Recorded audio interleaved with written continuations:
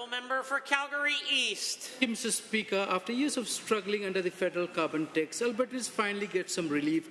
Removing the tax on consumers acknowledges what we have said, that it drives up the cost of living, burdening families and businesses.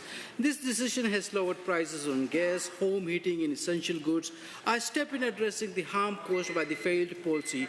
To the Minister of Environment and Protected Areas, what are the benefits of removing the federal tax on consumers, and how does this validate Alberta's long-standing opposition to this harmful tax?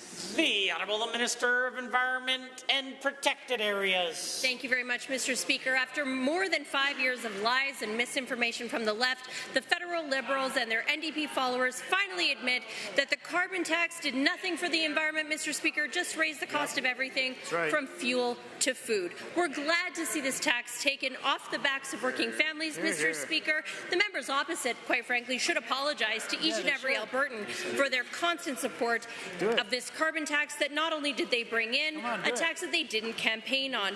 Albertans were right all along, Mr. Speaker. The NDP cannot be trusted on this file.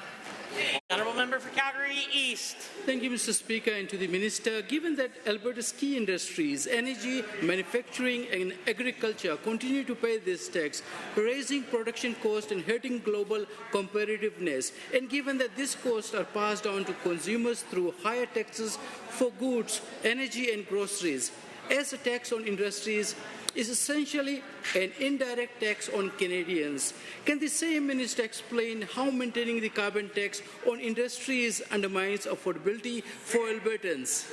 The Honourable Minister of Environment and Protected Areas. Thank you very much, Mr. Speaker. The federal government currently imposes an arbitrary and, quite frankly, unattainable standard on all systems throughout Canada, whether or not a province maintains its own system or is subject to the federal backstop. This is a violation of our constitutional jurisdiction, Mr. Speaker. It makes our industries less competitive. It drives up costs at the worst possible time.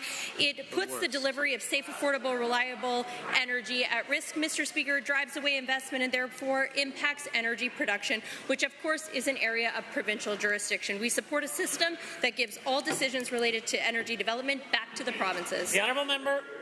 Thank you, Mr. Speaker, and to the Minister. Given this government's consistent opposition to federal carbon tax, warning it will raise costs, drive away investment and hurt Alberta's economy, and given the ongoing impact on Alberta's industries, raising costs and reduce competitiveness, can the same minister outline how Alberta is continuing to push back against the federal carbon tax and advocating for a full relief, not just for consumers, for industries as well? The Honourable Minister. Thank you very much, Mr. Speaker, and to the member for that question. We here on this side of the House will continue to advocate for Alberta and our major industries. We know, Mr. Speaker, that provinces have to be able to put programs in place that reflect the unique needs of our people and our industries. All decisions related to carbon pricing should be provincial, not federal, Mr. Speaker, especially when it impacts competitiveness and production, which matter right now more than ever before.